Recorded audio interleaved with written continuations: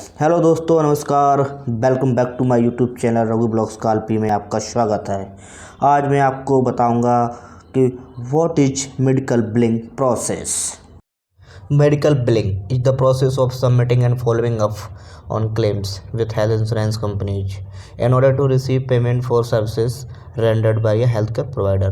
Health care provider का मतलब यहाँ पे है डॉक्टर से। ठीक, अब मेडिकल बिलिंग में क्या होता है कि हम क्लेम बनाते हैं, उन क्लेम्स को हम इंश्योरेंस कंपनीज के पास भेजते हैं और इंश्योरेंस कंपनीज हमें पेमेंट देती है। उस पेमेंट को हम सिस्टम में एडजस्ट या रिकॉर्ड्स उनके हम बनाते हैं ताकि डॉक्टर को उनका पैसा मिल जाए। ठीक, आप चलते हैं नीचे। The purpose of medical billing is to ensure that the provider receives fair payment for services rendered. Payment should reflect the services performed and should be received in a timely manner. यानी कि medical billing में क्या होता है कि हम ये medical billing इसलिए करते हैं क्योंकि डॉक्टर का जो पैसा है इंश्योरेंस कंपनी से टाइमली मिल जाए।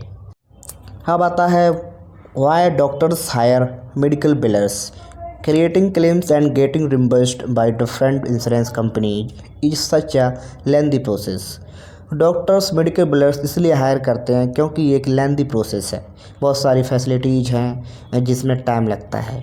अब नीचे देखते हैं। डॉक्टर्स और facilities want to devote their precious time to handle patient only and not to waste it on documentation and other clerical things.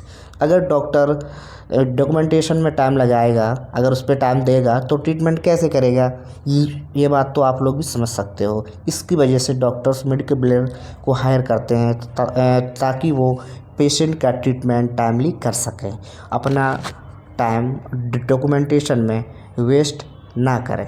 इस वजह से डॉक्टर्स मेडिकल बिलर्स को हायर करते हैं। ओके, अब आगे चलते हैं। हाँ, अब आता है what is the scope in this process.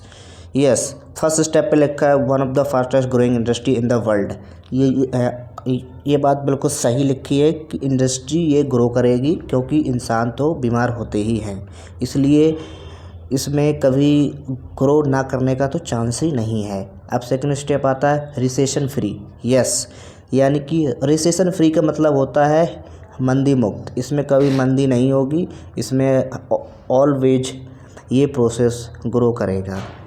अब आता है experience and knowledge matters. Yes, ये केपीओ है, ये बीपीओ नहीं है। आप न्यू लर्निंग एवरीडे, यानी कि आप डेली बेसिस पे कुछ ना कुछ नया सीखोगे।